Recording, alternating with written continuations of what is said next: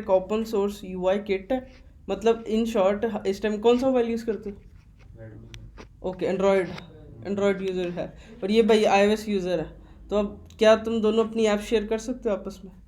मैं तुम्हें कहूँ कि तुम्हारे पास व्हाट्सएप है, तुम उसको दे दो। मैं उसे कहूँ उसकी व्हाट्सएप तुम इसमें चला लो। एंड्रॉयड टू एंड्रॉयड होता है, आईओएस टू आईओएस होता है, आईओएस टू आईओएस भी नहीं होता। तो वो क्या कहते हैं, इतनी प्राइवेसी देता है। तो इन शॉर्ट इस टाइम हमारे पास आईओएस टू आईओएस हो जाता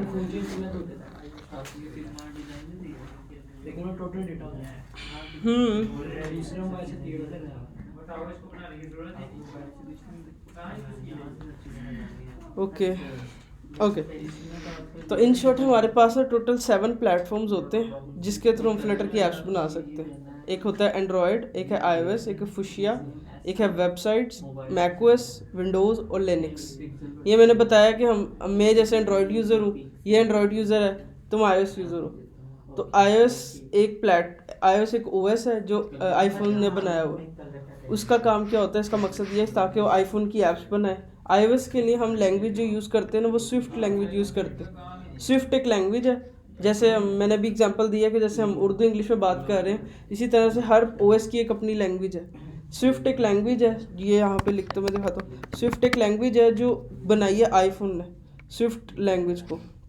स्विफ्ट ये गाड़ी का नाम भी है वैसे, लैंग्वेज। स्विफ्ट एक लैंग्वेज है जो किसने बनाई है, एप्पल ने बनाई है। एप्पल ने ये स्विफ्ट लैंग्वेज बनाई है और इसके थ्रू सिर्फ और सिर्फ आप आईओएस की सारी ऐप्स बना सकते हो, चाहे वो आई वॉच हो, चाहे वो ये मैक हो, चाहे वो आईपैड हो, चाहे वो आईफोन हो। मतलब आप एक स्विफ्ट लैंग्वेज सीख के आईफोन की ऐप्स बना सकते हो। इसका ड्रॉबैक ये होता है, स्विफ्ट लैंग्वेज जोन सी है वो बड़ी हार्ड है सीखने में, मतलब बड़ी मुश्किल है सीखने में, और इसके थ्रू सिर्फ आप आईओएस की ऐप बना सकते हो। तीसरा, आपको स्विफ्ट सीखने के लिए हमेशा मैकबुक चाहिए। विदाउट मैकबुक आप स्विफ्ट नहीं सीख सकते, ये इसका कंपलसरी है। मतलब मैकबुक के बगैर आप स्विफ्ट भी नहीं सीख सकते। अगर कोई बिगिनर है जिसने सिर्फ आईफोन की ऐप्स बनानी है तो उसके पास मैकबुक आना बड़ा मुश्किल है। और मैकबुक भी नहीं कि वो कोई भी उठा ले तो चल जाएगी लेटेस्ट वर्जन में। तो लेटेस्ट वर्जन एटलीस्ट 2 लाख तक की आती है। तो स्विफ्ट इसलिए बड़ी लग्जीरियस लैंग्वेज है। जो ये सीखता है उसको उसके ऊपर इन्वेस्टमेंट चाहिए होती है, मैक चाहिए होती है, फिर उसके पास को नॉलेज काफ़ी होनी चाहिए, फिर जाके बंदा स्विफ्ट सीख सकता है। बट अगर यूज़र ने स्विफ्ट सीख ली, फिर वो स्विफ्ट की ऐप्स बना सकता, मतलब आईओएस की ऐप्स बना सकता है, वो उसकी एंड्रॉयड की ऐप्स नहीं बना सकता।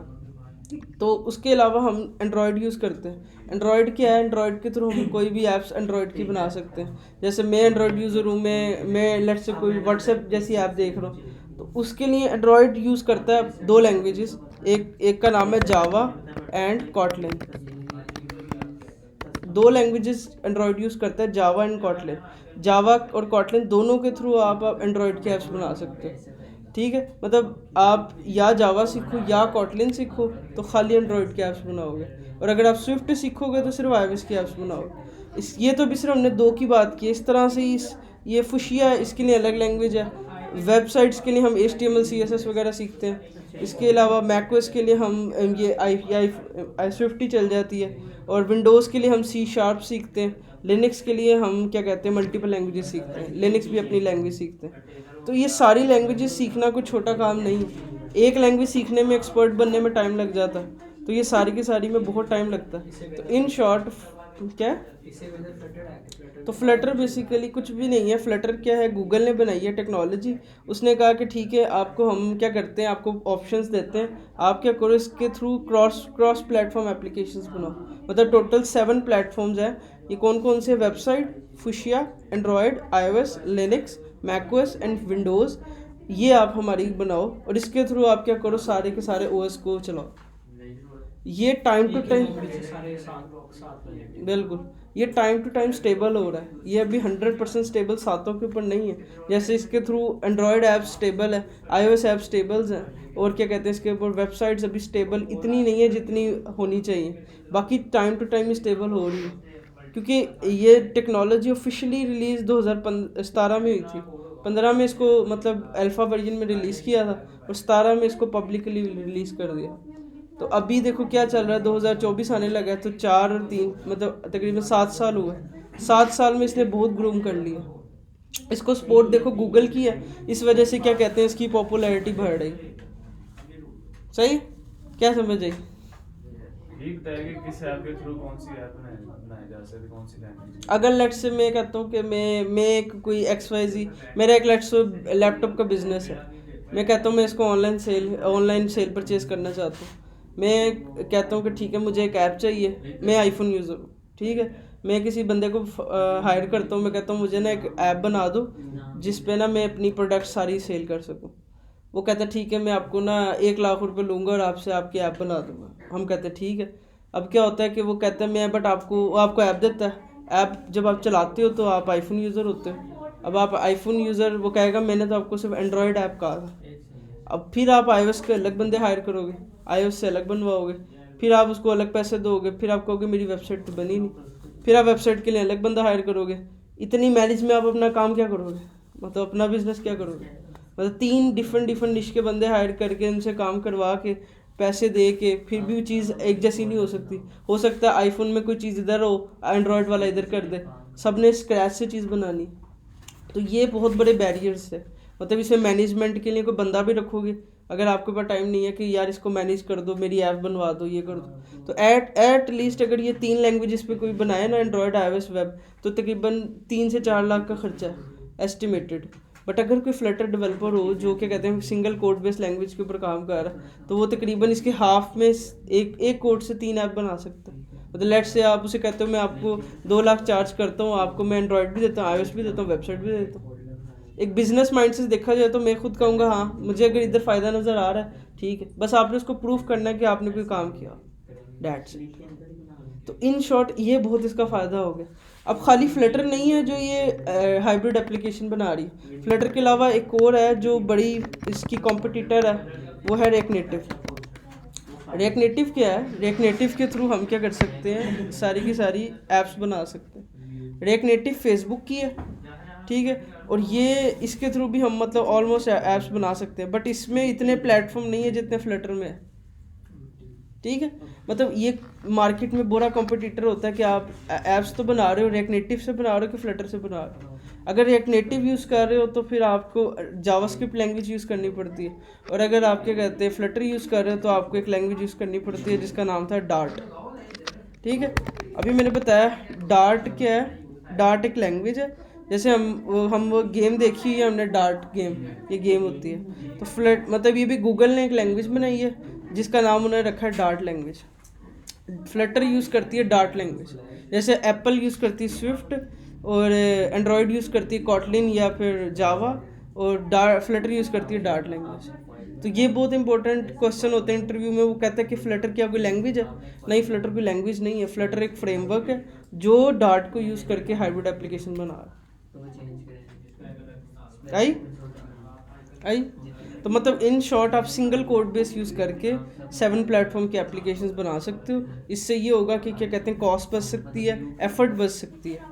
मतलब आप मल्टीपल ऐप्स क्या कहते हैं कोई भी बना सकते हो और उसको क्या कहते हैं सिंगल कोड बेस से बना के रन कर सकते हो। क्या समझे?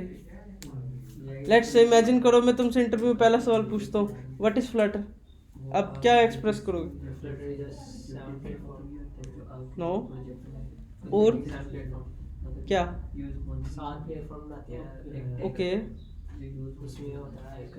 होती क्या फ्लटर की लैंग्वेज है? फिर क्या? ओके ओके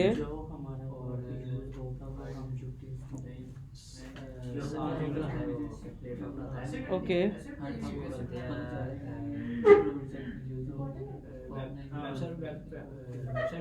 ओके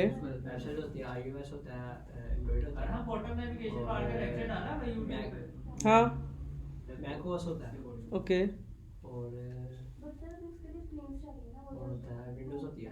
ओके, क्या बताओगे? मैं तुमसे सवाल पूछता हूँ व्हाट इज फ्लटर, ये एक इंटरव्यू क्वेश्चन है आपके पास, अब क्या? प्लेटफॉर्म है जो हमें डॉट के जरिए हम ऐप बना सकते हैं। ओके iOS की ऐप भी बना सकते हैं, एंड्रॉयड ऐप भी बना सकते हैं उसके जरिए। ओके, अब मुझसे अगर ये कोई कुछ क्वेश्चन पूछता है तो मुझे जो इसकी डेफिनेशन 4 सालों में समझ आएगी सबसे अच्छी, वो यही है कि फ्लटर एक फ्रेमवर्क है ठीक है, जो डार्ट लैंग्वेज यूज़ करता है, जो गूगल ने क्रिएट की है, 2017 में लॉन्च किया है, 7 प्लेटफॉर्म हाइब्रिड एप्लीकेशन बना सकते हैं। हाइब्रिड एप्लीकेशन का मतलब होता है मल्टीपल एप्लीकेशन। अब अगर वो पूछे कि हाइब्रिड में कौन कौन सी, तब आप बता दो 7 प्लेटफॉर्म बना। अब उसमें से वो किसी को पूछे कि अच्छा लिनक्स क्या होता है, तब आपको बताना पड़ेगा कि अच्छा आपको पता होना चाहिए ओएस होता कौन सा। मतलब इन शॉर्ट फ्रेमवर्क क्या होता है, जिसके पास एक पूरा कंट्रोल होता है। फ्रेमवर्क उस चीज़ को कहते हैं कि जिसके पास पूरा फुल फ्लेज कंट्रोल होता है। तो फ्लटर एक फ्रेमवर्क है जो डार्ट को यूज़ करता है। तो ये डेफिनेशन इसकी मैंने नहीं बनाई, ये यहीं पे लिखी है, स्टार्टिंग ही है कि ओपन सोर्स ये डेवलपमेंट किट है, इसको SDK भी कहते हैं, डेवलपमेंट किट। ठीक है, और इवन मैं ये लिख भी सकता हूँ कि देखो ना, Flutter is a framework. Flutter एक फ्रेमवर्क है, मतलब जो ओपन सोर्स है, सपोर्ट किया है गूगल ने, और इसके थ्रू आप ऐप्स बना सकते हैं। अब इसके ऊपर प्रैक्टिस चाहिए हमें, इसको सीखना पड़ेगा बहुत एंडलेस। मतलब अगर आपको 7 प्लेटफॉर्म एक चीज़ दे रही है तो एक के ऊपर एफर्ट भी कितनी ज़्यादा देनी पड़ेगी। मतलब आपको विंडोज़ की ऐप भी रिस्पॉन्सिव करनी होंगी, मोबाइल की भी करनी होंगी। अब इसमें ड्रॉबैक जो है वो ये है, सबसे पहला ड्रॉबैक ये है कि इसकी अगर आप iOS की ऐप्स बनाते हो तो आपके पास मैकबुक होनी चाहिए। ये फ्लटर का नहीं है, ये एप्पल ने अपनी रिस्ट्रिक्शन रखी हुई है कि अगर कोई भी एप्पल की ऐप्स को बनाना चाहेगा उसके बाद मैकबुक होनी चाहिए। मैकबुक होगी तो वो एप्पल की ऐप्स को रन कर पाएगा। ऐसा नहीं है कि आप एप्पल की ऐप बना नहीं सकते, आप एक ही कोड लिख लोगे, जब आपको रन करना होगा कोड आईफोन पे तो आपको एप्पल चाहिए।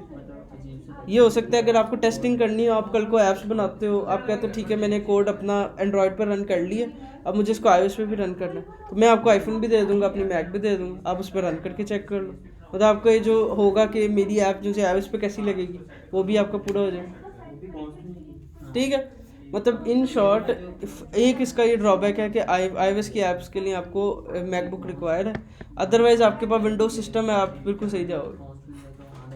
ठीक है, मैंने खुद अपनी स्टार्टिंग में 3 साल विंडोज यूज सिस्टम ही यूज़ किया, बाद में मैंने अब जाके मैक के ऊपर आया, तो उससे कोई मैटर नहीं करता, कोड सेम है, वो कुछ चीज़ें चेंजेस होती हैं वो बाद में हो जाती हैं, कोई इतना बड़ा इशू नहीं होता। बट मेन इशू यही है कि हमें क्या कहते हैं फ्लटर के बारे में पता होना चाहिए। ठीक है, ठीक है, ठीक है, बताओ ज़रा क्या डेफिनेशन बताओगे फिर। भाई ये क्वेश्चन इतना सॉलिड होगा ना, यहीं से पता चल जाएगा। क्या मैं तुमसे कहता हूँ व्हाट इज फ्लटर?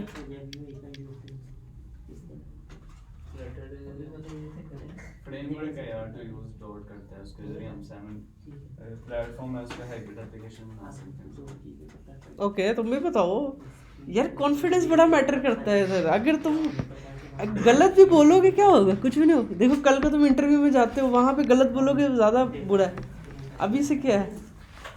हाँ इट्स ओके, ओके ओके। अच्छा, तो मतलब आप, अब मैं आपसे पूछता हूँ कि क्या मैं इसके थ्रू, मेरे पास एक विंडो मशीन घर पे पड़ी है, उसकी ऐप बना सकता हूँ? क्या मैं अपनी विंडो की ऐप बना सकता हूँ फ्लटर से? वो कैसे बनेगी? डार्ट कैसे बनेगी? खत्म, यही खत्म हो गया तुम्हारा, मतलब इंटरव्यू तो तुम्हारा खत्म। हाँ, अगर मैं तुमसे पूछूं कि ठीक है मेरे पास एक घर में विंडो मशीन पड़ी है, मैं एक ऐप बनाना चाहता हूँ उसके लिए, क्या तुम मुझे बना के दे सकते हो? जाहिर सी बात है वो हाइब्रिड 7 प्लेटफॉर्म हम मुहैया कर रहा है, उसके जरिए हम कोई भी ऐप बना सकते हैं। लेकिन एक ड्रॉबैक है इसमें जो मैंने तो विंडो की बात की है, विंडो पे तो चलेगा, विंडोज़ के लिए मैक तो नहीं ज़रूरत। नहीं फ्लटर वो अगर आप मैक की ऐप बना रहे हो तब तो मैक रिक्वायर है। मैक की मतलब मैकबुक में ओएस होता है, ये मैक ओएस होता है जिसमें हम ये मैकबुक की ऐप्स बनाते हैं। ये जैसे मेरे पास एक मैकबुक है, इसकी ऐप्स मैकबुक की ऐप्स होती है। विंडोज़ की ऐप के लिए विंडो ही चलेगी, वो चलेगा, दौड़ेगा। ठीक है, कोई सवाल इससे रिलेटेड? क्या इसका स्कोप है, क्या इसकी सैलरी पैकेज हो सकते हैं, क्या इससे रिलेटेड मैं आऊँ? ओके, लेट्स से अगर आप क्या कहते हैं आपको एक्सपीरियंस होता है फ्लटर के अंदर 1 साल का, 1 साल का आपको एक्सपीरियंस फ्लटर में हो जाता है, आपको ऐप्स बनाने आ जाती हैं, आपको क्या कहते हैं बेसिक जो सी ऐप्स है कुछ आपकी चल रही होती हैं, आपके पास कुछ काम दिखाने को होता है। ठीक है, तब आप कहीं पे भी एज अगर लेट्स से इमेजिन करो एक बेसिक इंटर्नशिप स्टार्ट करते हो, मिनिमम आपकी स्टार्ट होगी 20 to 30, डिपेंड करता है सॉफ्टवेयर उसके ऊपर। क्योंकि अगर आप बिल्कुल बिगनर टू एज ऐड हो रहे हो, 3 महीने की आप अपनी वो कंप्लीट करते हो ये इंटर्नशिप, ताकि आपके साथ नाम जुड़े किसी का कि आपको क्या कहते हैं आपने कहीं से इंटर्नशिप की हुई है। जब इंटर्नशिप आप कर चुके होते हो उसके बाद आप जॉब पे अप्लाई करते हो कहीं पे भी। जॉब के ऊपर डिपेंड करता है, अगर आपका एक्सपीरियंस, अगर आपको 2 साल का एक्सपीरियंस हो गया तो आपकी सैलरी में भी 50+ होगी। डिपेंड करता है आपने कितना उस काम किया हो, आप इंटरव्यू क्रैक कैसा करते हो। अगर आपने इंटरव्यू 1 में क्रैक कर लिया वो भी अच्छा है। मतलब इन शॉर्ट इसकी एंड पॉइंट कुछ नहीं है। स्टार्टिंग आपकी अगर हो गई तो बस सही है, उसके बाद क्या कहते हैं ग्रूम ही है, ग्रूम। मतलब जितना आप एक्सपोजर इसमें लोगे, जितना आप अच्छी कंपनी में जाओगे उतना आपका पैकेज बढ़ता रहेगा। डिपेंड करता है, बट एक एवरेज अगर देखा जाए कि अगर कोई बंदा सही एफर्ट लगाता है, एवरेज उसकी 1 जो सी है वो 1.5 साल के अंदर बन सकती है। वो भी मैक्सिमम बता रहा हूँ कि अगर आप बहुत अच्छी एफर्ट करते हो। मैंने ऐसे भी देखे हैं, कितने बच्चे इधर से भी गए हैं जिन्होंने काफ़ी अच्छा किया और कितनी अच्छी अच्छी जगहों पे कर रहे हैं। तो वो सिर्फ मैटर करता है स्किल के ऊपर और आपकी कॉन्फिडेंस के ऊपर। जब आपकी 1-2 ऐप लाइव होती है ना प्ले स्टोर पे, ऐप स्टोर पे, तो आप इंटरव्यू देते हो, आपको पता चलता है बंदा क्लाइंट वो कोई कहता है तो आप दिखाते हो कि लाइव ऐप मेरी चेक करो। लाइव ऐप में फिर आप वो क्लाइंट भी नहीं कुछ कह सकता है, सेकंड पर्सन भी कुछ नहीं कर सकता। ठीक है, तो मतलब इन शॉर्ट इसकी जो डिमांड है वो टाइम टू टाइम बढ़ी जा रही है, कम नहीं हो रही, क्योंकि लोगों को ऐप्स चाहिए, मोबाइल ऐप्स चाहिए और उसको वेबसाइट्स चाहिए।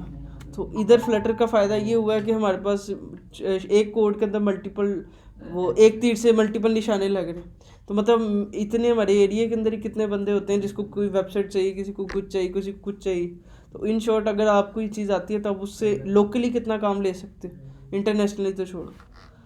इसके अलावा इसका स्कोप ये होता है कि आप इसके थ्रू फ्रीलांसिंग कर सकते हो।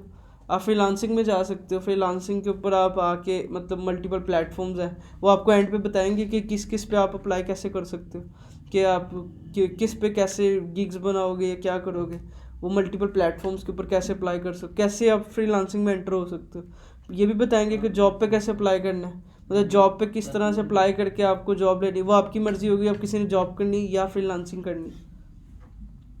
चाहिए फ्रीलांसिंग का तो पता है ना।